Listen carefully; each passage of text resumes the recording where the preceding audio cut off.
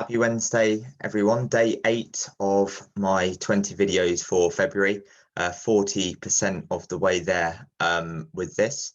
So today's video comes from a request from Mr. Sam Hunter about preparing vendors for other agents approaching them. And I'm going to look at this from two different points of view in terms of the right way of going and approaching other vendors, so other agent stock, and then the right way of looking after your existing vendors so that other agents don't take that stock from you. So to give you a bit of context in my history with this type of thing, to give you an example, when I was an agent, I'm not exaggerating when I say this, but I had a particular competitor or rival, should we say, that every time we listed a property for sale, a letter went through the door hand delivered within 24 hours saying, did you know you've got a 14-day calling off period? We do really cheap fees. We'll do it for half of whatever Simon Gates is doing it for example, which was an interesting tactic.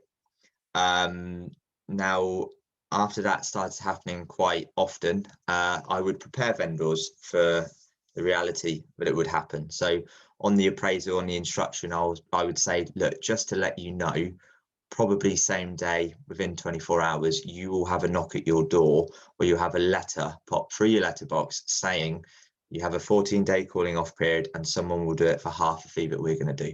And people were shocked. They go, no, that can't be right. Does that happen? Maybe it was just where I am. Maybe it's not common practice in different parts of the country. I'll be interested for agents to sort of comment below on that. But because I teed them up and they're expecting it, they would ring me up and they go, oh my God, you were right. That agent did stick a letter through your door. They did say they'd do it for half the fee you would do.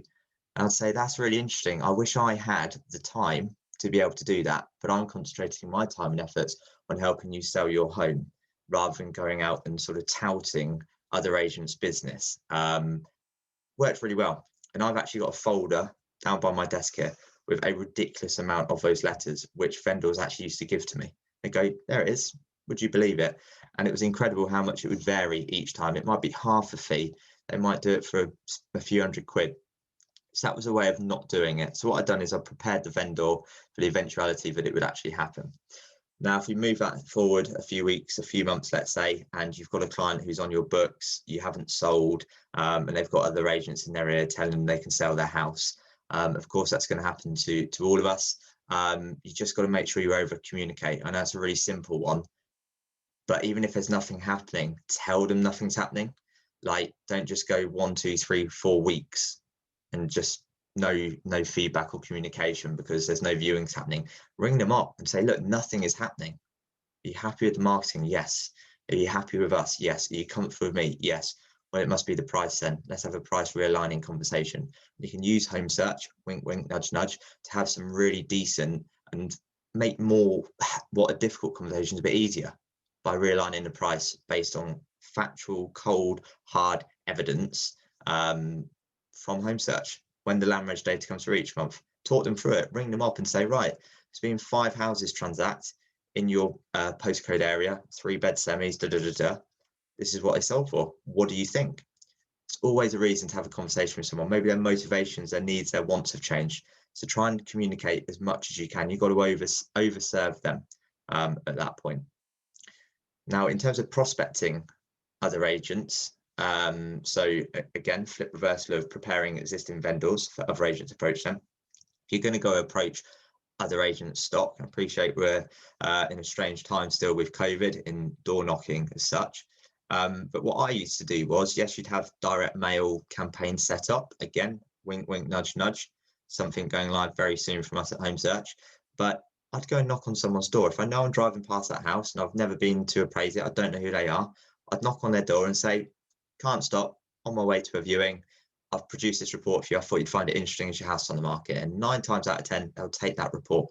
No word of a lie. I'd be driving back to the office, following a viewing or appraisal, phone would ring. Wow, Simon, that report's amazing. It's a lot different from the other letters or notes or business cards I've had through the door. So give without expecting receiving anything back. Give it out in slices. get it back in loaves. So that's my opinion, rightly or wrongly, on how to prep vendors for other agents trying to prospect your stock. So over communicate, tell them what's going on, and tell them what they need to hear, not what they want to hear. And if you're going to prospect other agents' stock, perhaps not knocking on doors right now, but do something useful, stand out from the crowd, be different. Don't just stick a card through the door saying, I can sell your house. Give them something of value that's going to make them want to contact you. So yeah, that's my my opinion for this Wednesday evening. I'll be back tomorrow, Thursday. If anyone wants to give me any more ideas on content or anything you want me to cover, please do give me a shout. I'd be very happy to help. Have a good evening, everyone.